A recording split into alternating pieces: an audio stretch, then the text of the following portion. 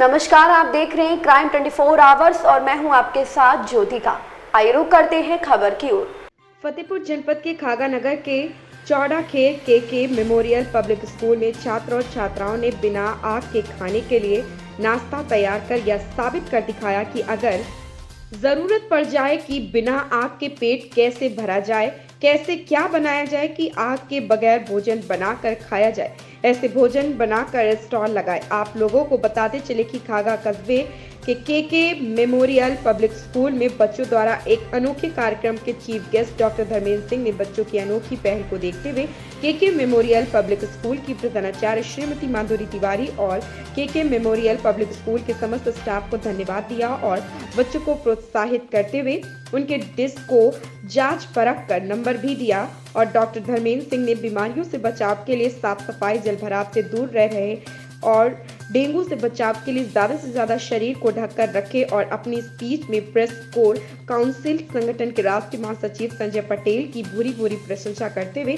कहा कि संजय पटेल एक पत्रकार ही नहीं बल्कि बहुत ही हिम्मत और समाजसेवी निस्वार्थ भाव से करने वाले लोगों में सबसे हटकर काम करने वाले हैं। और इस समय डेंगू से बचाव के लिए संजय पटेल अपनी टीम को लेकर गांव में कीटनाशक मच्छरों की दवा का छिड़काव कर रहे हैं। और वहीं के मेमोरियल पब्लिक स्कूल की प्रधानाचार्य श्रीमती माधुरी तिवारी ने भी खुले मंच से बच्चों के कार्यक्रम के चीफ गेस्ट साइनस हॉस्पिटल के डॉक्टर धर्मेंद्र सिंह की प्रशंसा करते हुए कहा कि कोरोना वायरस से जब दुनिया परेशान थी तो साइनस हॉस्पिटल के डॉक्टर धर्मेंद्र सिंह की टीम अनगिनत लोगों की जानें बचाई थी। और आज हमारे विद्यालय आकर बच्चों को जो ज्ञान और जानकारी दी गई वह बहुत ही बड़ी बात है। और बुक्का और शुल्ड देकर सम्मानित किया। और MP news cast Uttar Pradesh प्रभारी संजय पटेल की जीवित व खबरों की प्रशंसा ही नहीं बल्कि ट्रॉफी देकर सम्मानित भी किया।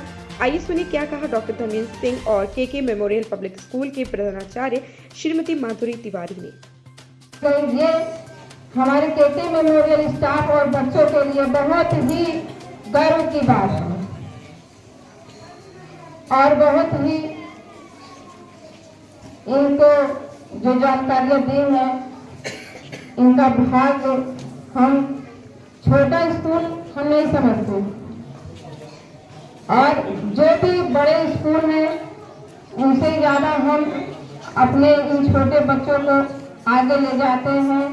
और हमारे के मेमोरियल के बच्चे विद्यालय से आगे सम्मान भी हमारा बढ़ा रहे हैं। मैं डॉक्टर साहब का सहयोग से इस बात पे भी सहयोग करूंगी कि उस नाजुक दौर पे जिस दौर से हमारा देश जूझ रहा था कोरोना काल में, उन्होंने अपना अमूल्य और अपना जो भी है हमारे समाज के लिए, हमको उन व्यक्तियों से बहुत ही लगाव है जो सोशल समाज के लिए निस्वार्थ सेवा भाव रखते हैं और कभी भी अपनी आवश्यकताओं की पूर्ति को न ध्यान देते हुए हमारे समाज से जुड़ करके, जैसे संजय पटेल हमारे बीच में है, उनका भी मैं स्वागत करना चाहूँगा।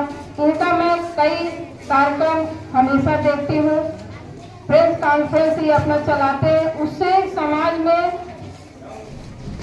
समय समय पर हर पहलुओं से जागरूक करते हैं। उनकी कई जागरूकता मैंने प्रेस कॉन्फ्रेंस के दौर से मैंने देखा है और सुना है।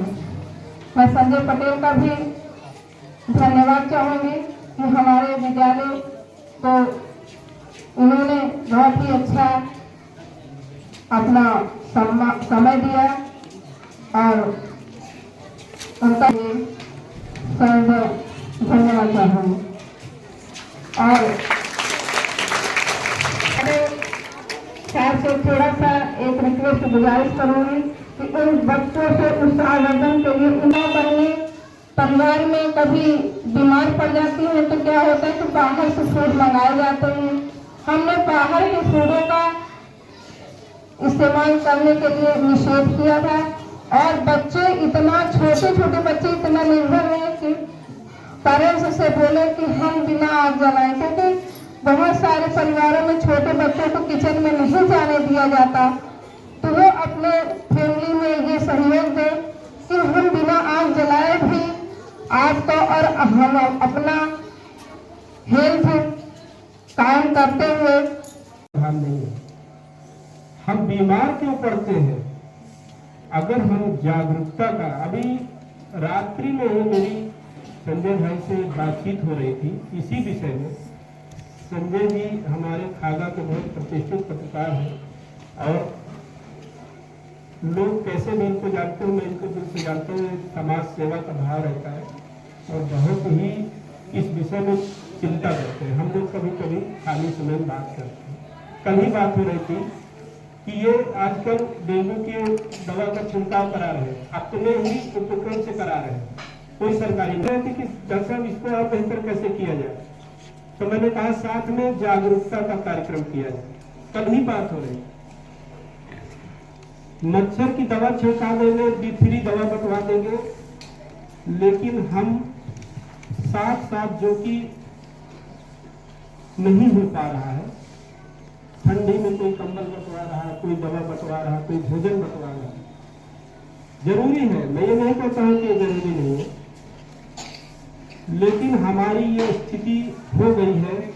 ऐसी स्थिति ना होने पाए, इसके लिए क्या जरूरी है? इसके लिए हमको आपको ही जागरूक होना पड़ेगा। ये छोटे छोटे बच्चे जिस समय डेंगू का बुखार लेकर आते हैं ना, इसके पीछे ये तो बच्चे हैं, इनको तो जानकारी नहीं है मच्छर कैसा है। तो इसके लिए प्रयास करना होगा कि अब मैं सौभाग्यशाली हूँ कि ज्ञानेंद्र सर के माध्यम से इतने लोगों को मैं एक बार में बता सकता हूँ। ये मेरे लिए आज के दिन सौभाग्य का विषय है। हॉस्पिटल में बहुत पेशेंट भी हैं, समय का अभाव है।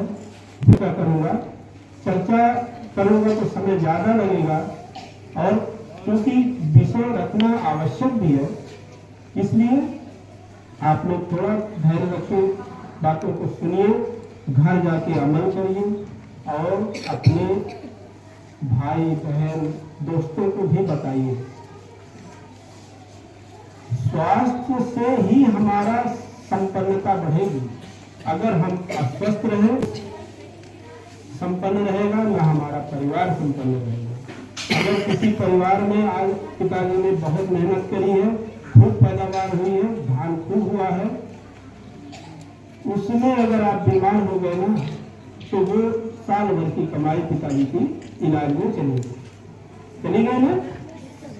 महंगाई है ना, तो हमको सावधानी रखनी है कि हम बीमार ना पड़ें। इस खबर में बस इतना ही। बने रहिए क्राइम 24 आवर्स के साथ।